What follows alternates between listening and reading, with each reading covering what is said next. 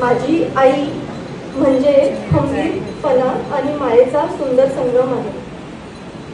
ती जितकी कणखर आहे तितकीच हळवी, प्रेमळ आणि संवेदनशील आहे. आज मी जेव्हा स्वतः आई झाली आहे तेव्हा मला कळतं की आई म्हणून आपल्याला किती स्ट्रॉंग राहावं लागतं.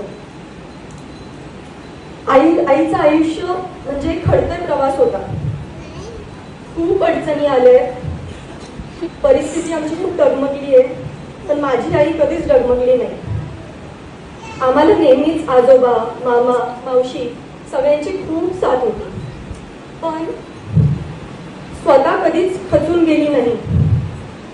आमची परिस्थिती खूप नाजूक होती, तरीही त्या परिस्थितीत सुद्धा माझ्या आईने मला कॉन्व्हेंटमध्ये शिकवले. तिचं नेहमी असायचं, मला माझ्या मुलांना खूप शिकवायचंय.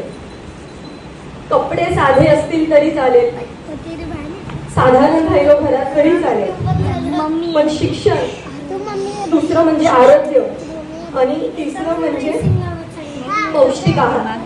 आमच्या घरी ह्या 3 गोष्टींची कधीच कमी नव्हती. शाळेमध्ये नेहमी इतर मुलांच्या डब्यामध्ये खमंग स्नॅक्स असायचे, वेगवेगळे पदार्थ असायचे आणि आमच्या डब्यात नेहमी भाजी चपातीच असायची. तेव्हा मला वाटायचे आमचं असं का, पण आज कळते माझे आई वडील कधीच हॉटेलमध्ये जेवायला गेलेले मला आठवत नाही. कधी त्यांनी मला पिक्चर पाहिलेलं सुद्धा आठवत नाही. फिरणं तर त्यांना कधी माहितीच नव्हतं. फक्त आम्हाला चांगले शिक्षण आणि जीवन मिळावे म्हणून त्या सगळ्या त्यांनी शांतपणे स्वीकारलं.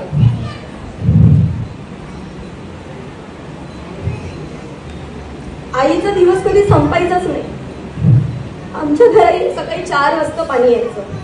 माझी आई 4ला उठून मोटर लावायची, सकाळी स्वयंपाक करायची, नंतर ऑफिसची ड्युटी पण करायची, त्यानंतर परत घरी आल्यावर ती ट्युशन्स पण घ्यायची आणि त्यात सुद्धा आमचं रोज रात्री ती अभ्यास द्यायची.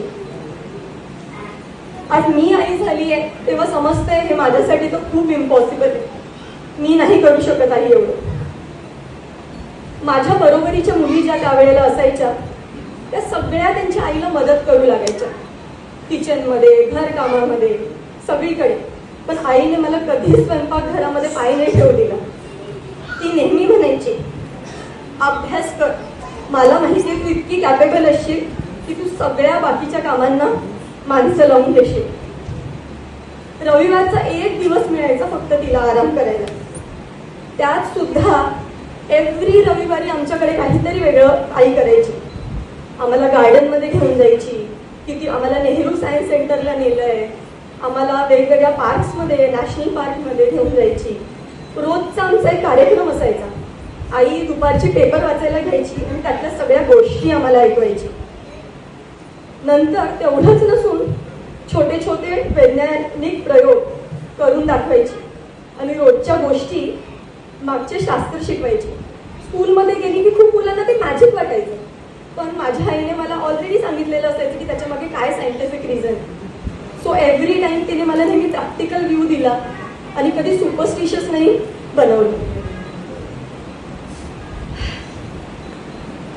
घरात आमच्या टीव्ही होता पण केबल नव्हती. इतर मुलं कार्टून बघायची, पिक्चर बघायची. आम्हाला राग यायचा मला आणि बिट्टूला. पण आज कळतं आम्ही तर लहान होतो, पण आईने स्वतः आमच्या पूर्ण शिक्षणासाठी तिने तिच्या तरुणपणात कधीच टीव्ही पाहिला नाही. माझ्या आईमुळे मी आज घरातली पहिली डिग्री इंजिनियर आहे आणि आज मी HDFC मध्ये सिनियर टेक मॅनेजर असून मी स्वतः एक टीम लीड करते. हे सगळं फक्त माझ्या आईमुळे.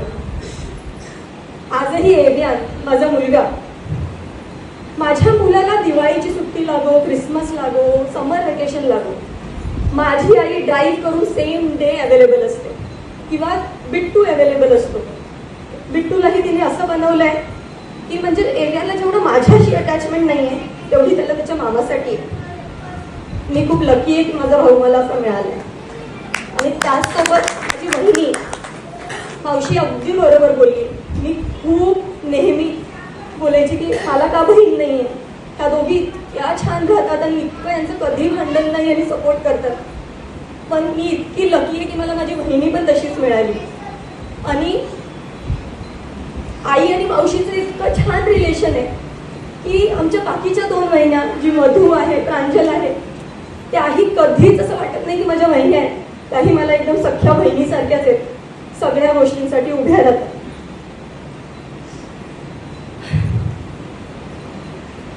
कारण एव्हियनला नेहमी आजोळचं प्रेम मिळावं, मामाच्या गावाचे माया मिळावी आणि सगळ्यात महत्वाचं म्हणजे माझ्या लेकीला विश्रांती मिळावी, असा विचार फक्त एक आईच करू शकते. शिक्षणाबाबत ती जितकी कडक होती तितकीच तिला झगमगाट जीवनाची खूप आवड होती. पण तिने मला ती कधीच दाखवली नाही. आम्हाला खूप स्ट्रिक्ट ठेवलं होतं आईने, पप्पांनी. म्हणजे मला आठवतं, मला आरशात बघणंही अलाउड नव्हतं. मला कधी केस वाढवणं अलाउड नव्हतं.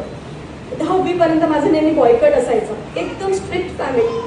आणि आज जेव्हा मी माझ्या पायावर उभी राहिली, मी सेटल झाली, माझी आई मला म्हणाली तू मॉडेलिंग कर. आणि आज फक्त तिच्यामुळे मी काही मॉडेलिंगचे असाइनमेंट्स पण केलेले आहेत.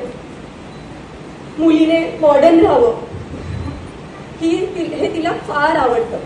पण फक्त मुलीनेच नाही, सुनेनेही तसंच मॉडर्न राहावं, अशा विचारांची माझी आई आहे. आणि आज आईमुळेच माझं आणि माझ्या बहिणीचं रिलेशन पण एवढं छान आहे. आज जरी ती रिटायर होते आहे, पण आपल्याला माहिती, सगळ्यांनाच माहिती आहे, सगळ्यांनीच ऑलरेडी मेन्शन केलंय की ती कधी शांत नाही बसणार. वयाच्या 57th इयरमध्ये ती 4 व्हीलर शिकली. 55th इयरमध्ये तिने YouTube channel without any knowledge, म्हणजे आज मला सुद्धा व्हिडिओ एडिटिंग जमत नाही, इतकं डिफिकल्ट वाटतं. मी नाही बनवू शकत रील्स, पण माझी आई ते बनवते. आणि एवढं तिने स्वतःच्या जीवावर एक स्वामींचा मॉनेटाईज चॅनल बनवलेला आहे. आईला जगभरातून सगळ्यांचे फोन येतात. तेवढंच नाही, माझी आई ॲस्ट्रॉलॉजी पण शिकली आहे. हस्तरेषा, सगळ्यांचे हात, म्हणजे आमच्या घरात तर कार्यक्रम असायचा, आम्ही सगळे भेटलो ना, माझा हात बघ, हा बोलायचा माझा हात बघ, पुढे काय होणार आहे. म्हणजे आमच्यासाठी सगळ्या सोल्युशनिंगला पहिले आई, तू सांग तू काय होणार आहे पुढे. आणि आजही ती गाणंही शिकते आहे. नेहमी नवीन नवीन गोष्टी शिकायला ती उत्सुक असते. मी जर लिस्ट सांगत गेली तर आपला कार्यक्रम लेट होऊन जाईल. पण तिचं शिक्षण कधीच थांबत नाही. इतकी मल्टी टॅलेंटेड आहे माझी आई आणि मला तिचा खूप अभिमान आहे. आज तुझ्या निवृत्तीच्या टप्प्यावर आता तुझ्या सगळ्या इच्छा पूर्ण हो आणि तू आता लाईफ एन्जॉय कर. Happy retirement. I love you so much.